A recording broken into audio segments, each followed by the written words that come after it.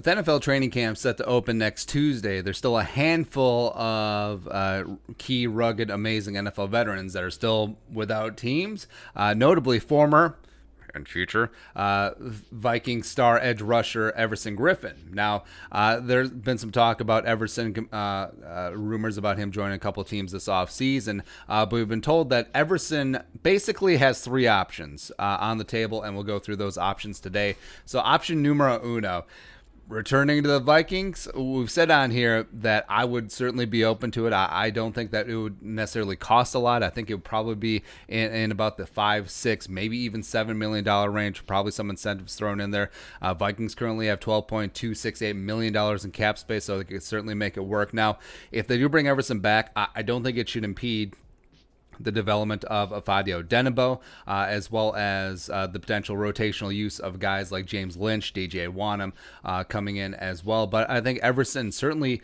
has a little bit of meat left on the bone. I think he certainly could help the Vikings pass rush. I mean, he had 8 sacks last year. He had 8 sacks last year, still 32 years old, can still do the damn thing. And I think that this Vikings defense were very highly in transition, especially in leadership, where you have Linval Joseph gone, went to, well, I was going to say San Diego, but there'll always be the San Diego Chargers, but former captain, he gone. Everson Griffen, captain, he gone. So you have Barr, you have Kendricks, you have Harrison, as well as Danielle Hunter. I mean, you have a bunch of young guys that really do need to step up and take control of this team. But I think it would be good to have Everson Griffen just as the locker room presence there. Also, you need someone loud enough, since everyone's spaced out in the locker room now because of COVID-19. You need someone loud enough who can still talk to people. So Everson is certainly up there. But also think of this sexiness. So Afadio Denebo, he's ready to start at that edge rusher spot, but also was highly effective as interior pass rusher last year. And if no one steps up and takes that three tech job, I mean, just think of left to right. You have Daniil, you have Afadi, you have Michael Pierce, or I don't know, James Lynch, or I don't know, someone else at defensive tackle. And then also you have Everson Griffen still on that right side, strong side. Or no, left side, strong side, whatever. It is pretty sexy to think about. Next up, landing spot number 2. So we're told, according to hashtag sources, Seahawks if they don't re-sign Clowney. Now, this one has been bandied about the most, and it was the earliest potential landing spot for Everson. So right now, Seattle's edge rushers are Bruce Irvin, as well as 2019 first-round pick LJ Collier, which... yeah, okay. They also did draft Darrell Taylor out of Tennessee in the second round, as a guy that I liked in the draft. But absent Clowney, I mean, that's pretty thin. And also they have Bruce Irvin at that Leo spot as of right now. That would be Clowney spot. I think Everson Griffen would fit in perfectly at that Leo spot in the Seattle 4-3 under front. But also, I mean, there's ties. Everson played for Pete Carroll at USC, as well as the Seahawks defense has made really good use of defensive ends kicking inside in certain packages. You look at Michael Bennett when he was peak Michael Bennett, and before he was just a pain in the ass, still kicking inside and doing some damage on passing downs for the Seahawks.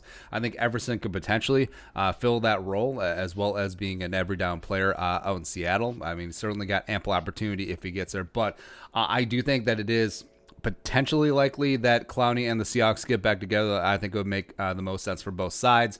They currently do have $13.95 million in cap space. So if Clowney is still clowning and he's still chomping on the bit for like $16 million plus per year, maybe the Seahawks were like, no, we'll just pay Everson $8. We'll pay him half of what we're paying you, and we'll actually probably get more pressures and sacks out of it as well. Lastly, potential landing spot number 3 for Everson Griffen. The Browns, but it won't be for much. So now the Browns already have 2 relatively established edge rushers in Myles Garrett, as well as they restructured Olivier Vernon. So they broke the bank for Myles Garrett, and also they kept Vernon around at a reduced salary. Also, they do have veteran Adrian Claiborne in the mix. Now, defensive interior, that's where Sheldon landed after he left for agency last year. He's holding that 3-tech spot down. Larry Okaboji is the other tackle, as well as they drafted Jordan Elliott. Oh, Sheldon Richardson 2.0 coming out of Mizzou in the third round. Another guy that I really liked in the draft as well. Now, the Cleveland connection is pretty obvious. Kevin Stefanski, been on staff since 2006 for the Vikings, and he's been there the entire time. Everson was, ever since Everson came in as a fourth-round pick in 2010.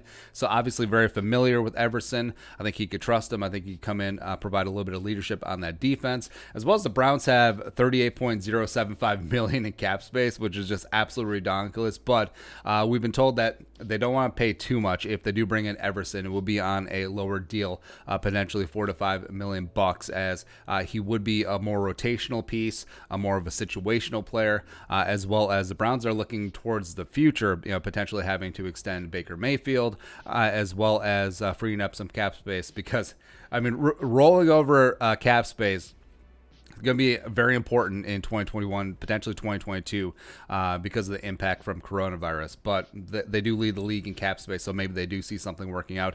Arizona had been rumored quite a bit, but that's been put on the back burner for now.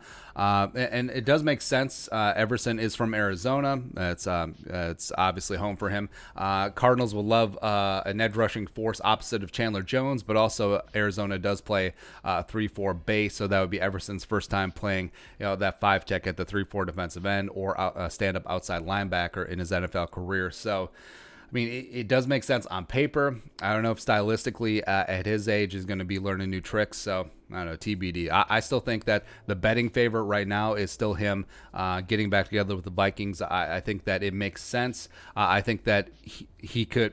The Vikings are the team where he could completely skip training camp and just come in week one and just come in and start wrecking fools, which I think certainly makes a lot more sense. I think that going to a different team, learning a new scheme or a variant of a new scheme, I think they probably should get at least some training camp reps in, but we'll see. Everson obviously still has talent, still wants to play, and I think that he can be had for an affordable price. So should be a decent market for him. So we'll see.